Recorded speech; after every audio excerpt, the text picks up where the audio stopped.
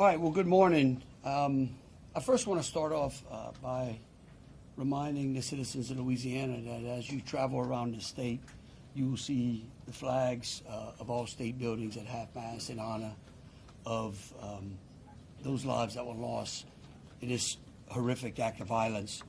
I also think that it's important to remember that what happened yesterday was akin to those who are old enough to remember jigsaw puzzles, and that you would take a 1,000-piece jigsaw puzzle and you empty the box, and you've got to start sifting through those pieces, and you want to start, if you're real good, you start at the corners, right? Try to put your corners together. And from yesterday to today, over 1,000 law enforcement agents and officers, men and women, have been poring over countless amounts of data, of videos, of surveillances, interviews, tracking down every possible lead that came to us, whether it was the New Orleans Police Department, the Louisiana State Police, the FBI, or our other federal agencies. Also yesterday, I issued an emergency declaration. That declaration was meant to streamline resources and communications between state, local, and federal partners. And we're seeing the results of it. I also would like to remind everyone that what's going on in this city and this state is twofold. We've got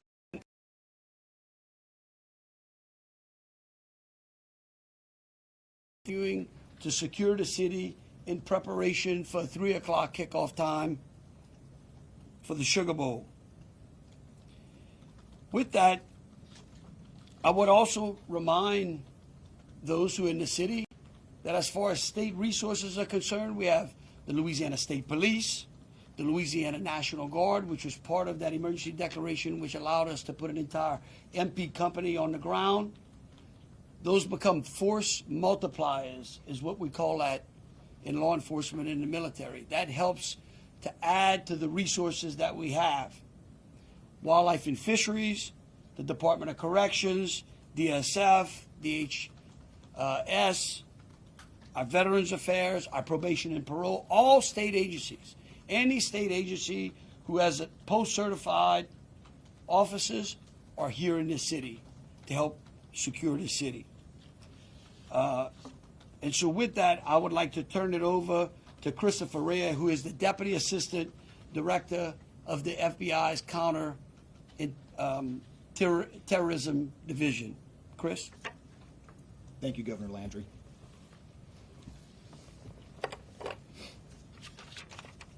Good morning. I am FBI Deputy Assistant Director Christopher Rea. I'm from our Counterterrorism Division at headquarters. I'm also joined by Assistant Special Agent in Charge Alethea Duncan from our New Orleans office, who you heard from yesterday. I'm here to discuss not only the latest investigative information we have here in New Orleans, but I'll also let you know about other investigative activities outside of the state. I first, and most importantly, want to send our deepest condolences to the victims of this horrific attack and their loved ones. 14 innocent victims were killed in this senseless attack, and at least 35 are injured. We cannot ease the grief people in this community and across the nation are feeling at this time, but rest assured, we stand with you and in support of you. All the resources, and I'm going to go into that a little bit later, all the resources of the FBI are being focused on tracking down every piece of evidence, every lead, every interview, every potential lead we've got. While I won't be able to answer all your questions today, my goal is to be as forthcoming as possible with you on what we've uncovered so far. First and foremost, let me be very clear about this point. This was an act of terrorism. It was premeditated and an evil act. This was obviously a critical incident, and with that, lots of information and tips come pouring in from law enforcement, first responders, and the public. We have been aggressively running down these tips and information. As you all know, that takes time, and we will continue to do so until every lead has been followed through on. This investigation is only a little more than 24 hours old. So I ask you to keep in mind that as I go through some of the specifics later.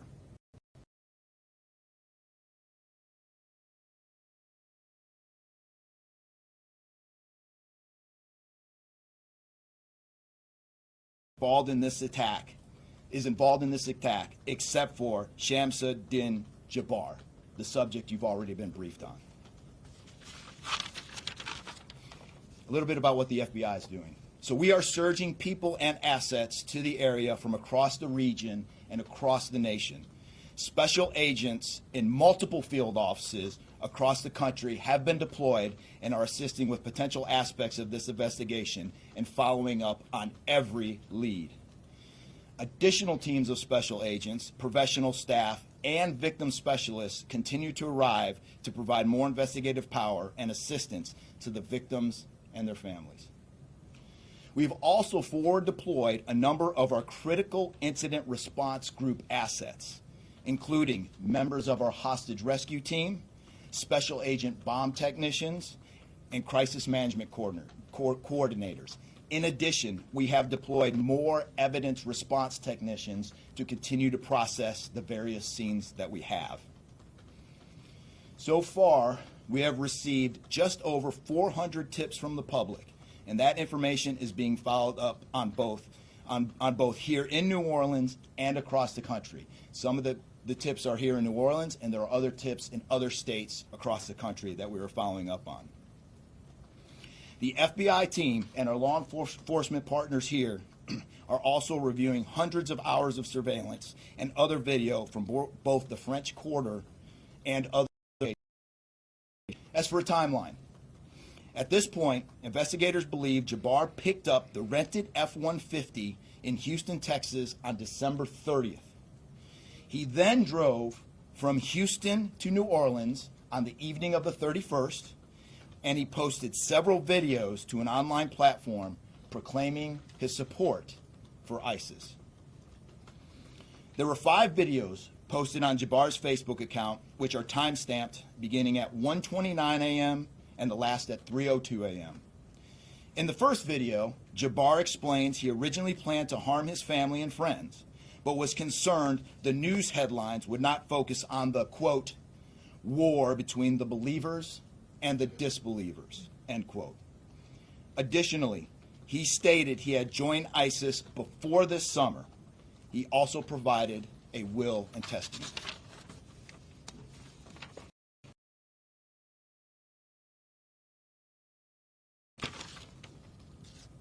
FBI, we have a couple different scenes at the location. We have released the scene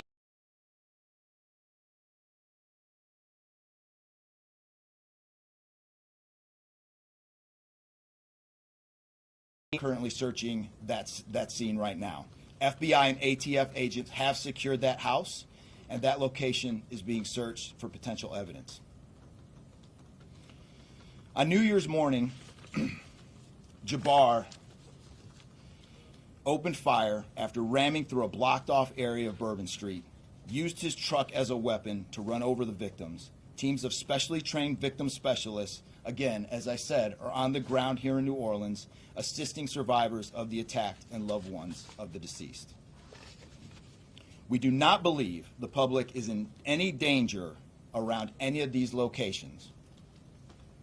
3 phones linked to Jabbar have been recovered, and digital media exploitation is a priority to see what is on the device and any other potential leads. Additionally, we have recovered 2 laptops and are currently reviewing them for any potential leads. Those laptops were recovered at the Mandeville address. Evidence technicians will also be going over the F-150 truck Jabbar was driving. As you know, we recovered an ISIS flag from the back of the vehicle. Jabbar declared his support for the terrorist group on social media, as I stated before, as he made his way to New Orleans. FBI bomb technicians also recovered 2 IEDs in coolers, one from the cross-section of Bourbon and Orleans Street, and the second at an intersection approximately 2 blocks away. There were multiple reports of other devices. Those reports turned out to be misinformation or not actual functioning devices. Those are the only 2 devices that we've been able to recover that were functional. Both devices were rendered safe on scene.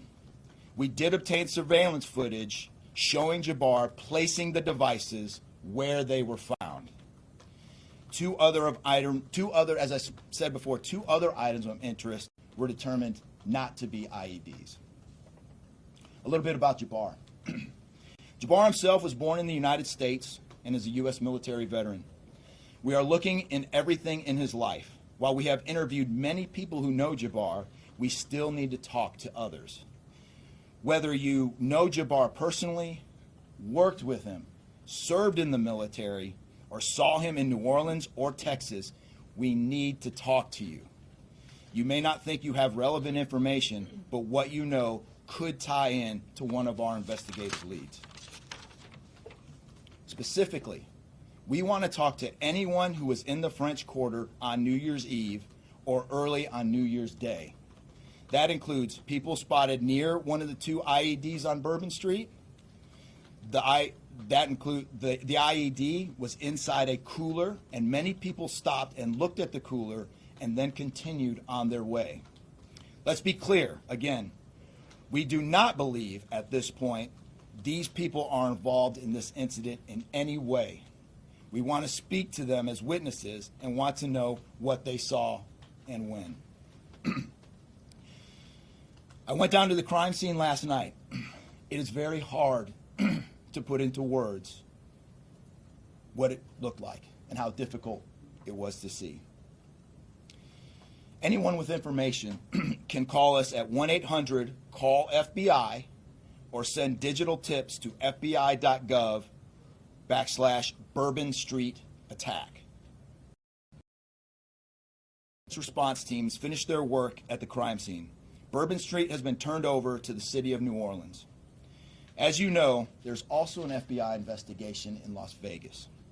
We are following up on all potential leads and not ruling everything out. However, at this point, there is no definitive link between the attack here in New Orleans and the one in Las Vegas. And again, I'll preface, as I close, I'll preface everything with what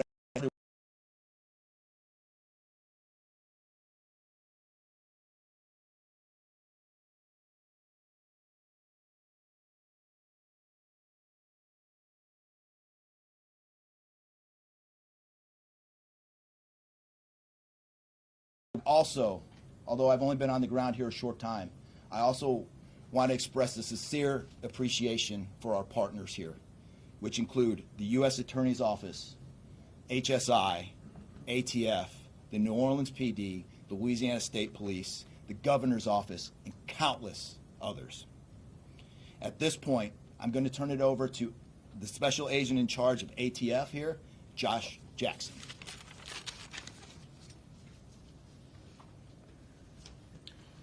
Hey, good afternoon. As stated, my name is Joshua Jackson. I am the Special Agent in charge for the ATF New Orleans Field Division. And ATF's primary mission is reducing and solving violent crime throughout the United States and abroad. Solving part is the focus of this investigation. ATF resources that have been brought to bear to the city and to focus with our federal, state, and local partners have been our national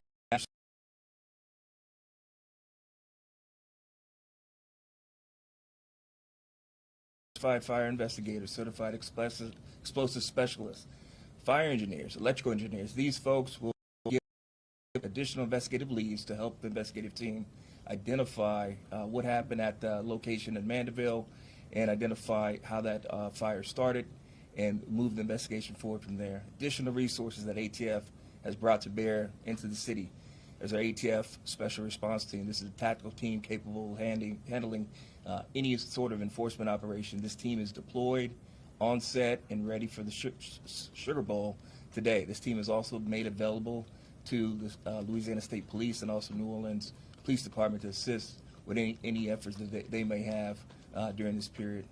Additional resources, as the governor alluded to, he executed executive powers and had an emergency declared to where ATF was able to tap in to Emergency Support Function 13 resources. This allowed us to bring additional explosive detection canines so that we can safely sweep the city and safely sweep the Super Bowl in preparation for the game today.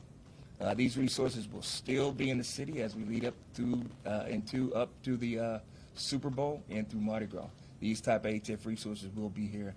The last resources ATF has brought to bear, and probably the most important one, is our victim witness coordinators. These folks come in and they provide resources to the victims and the family members that have suffered greatly during this tragedy. The entire city hurts, but the victims and the family members are in need of resources and care long after this investigation wraps up.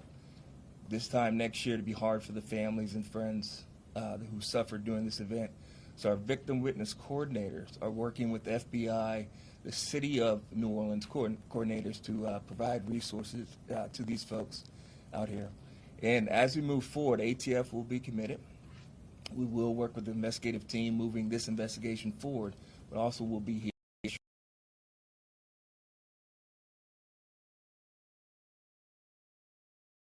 Our mayor of this great city, New Orleans. Madam Mayor. Thank you so much. Thank you so much. Well, good morning once again.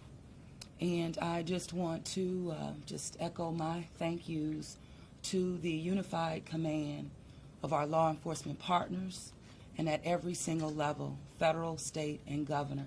Governor, thank you for your partnership. Thank you. I also want to thank the residents and the visitors of the city of New Orleans for your patience, for your support, and most of all, your prayers. Our hearts and prayers continue to go out to the victims' families, and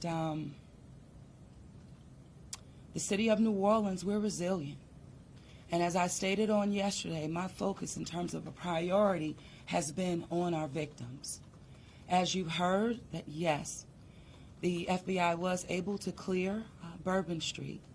And what that meant also for me in this city was that we were able to remove our victims, identify them, and notify their families.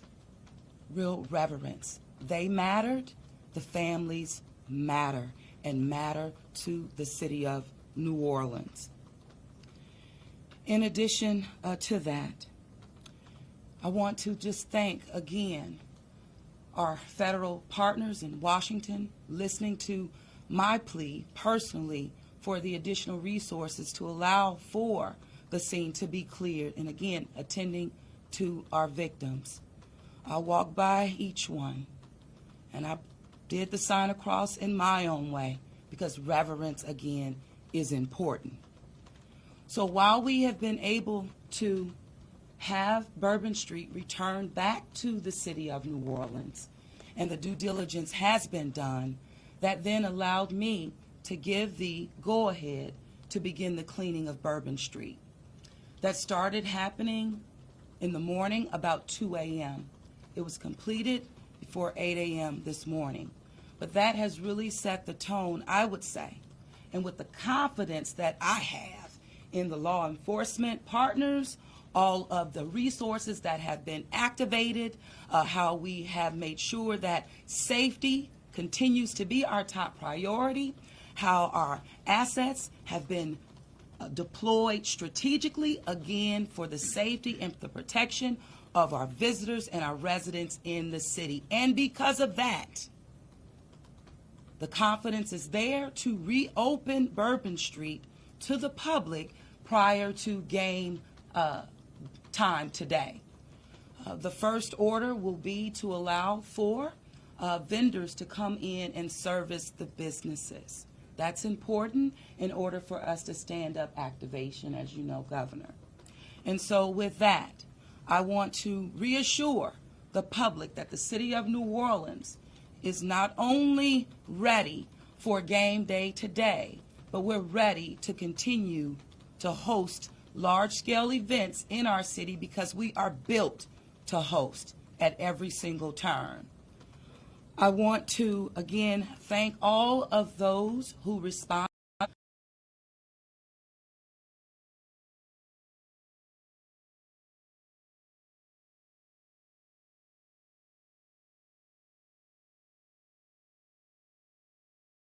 As leadership, we will continue to operate and cooperate as we always have. So I want to also thank all of our partners for the added resources for victim and crisis management. We know that that's, again, important. Working with our partner, the Greater New Orleans Foundation, we have set up a fund for our victims' families for not only today but into the future. As you heard, this is going to be a long process for our people. So with that, the city of New Orleans, and with all of my confidence, we are ready. And we could not get here, again, without the unified presence, support, and cooperation. We are stronger together. And I want to say, again, thank you so much. Thank you, Governor. So once again, the governor would like me to reiterate that Bourbon Street will be prepared for full activation before game time today. We know 3 p.m., so we're working towards 2:30 p.m. But prior to game time, the kickoff, Bourbon Street will be restored. So we're hard at work now. Our teams are now, and of course, working with our business community to serve our public and serve our residents and our visitors alike.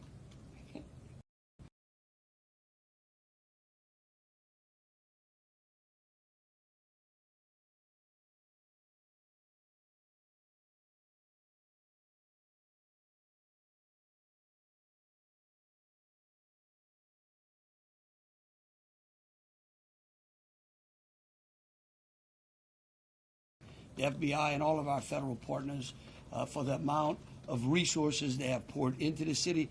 This type of event, and that's the tragedy of it. And I think it's important for people to understand that to protect our citizens in America from evil, you have to crush it. You can't go out there and placate it. You can't go out there and say, oh, I'm going to put this in place and that in place and hope that evil doesn't show up on your doorstep, because it will. You have to crush it. And that's what we're going to do here. We're going to put it all behind us. We're going to continue to keep the victims, those that are in the hospital, either fighting for their lives or trying to recover, in our thoughts and in our prayers. But you know, this morning, and I don't want to single out just one news source, but I just happened to turn on Fox and Friends, and that was a young man who was interviewed, who was actually on Bourbon Street during this horrific act of terrorism. And they closed out by asking him, what now? And I think he summed it up. He said, look, we can't live in fear, because fear will paralyze us. He said, we come down to the city to enjoy ourselves and to entertain ourselves and to be with our friends and with our families, because that's who we are. Louisiana invented hospitality. The people of this city care for each other. And believe you me, we care about each one of the lives that were lost in this city at night. We will never forget them. But it would be a tragedy if we let their losses be snuffed out because of fear. This city will be back. We will be open to family and friends and loved ones.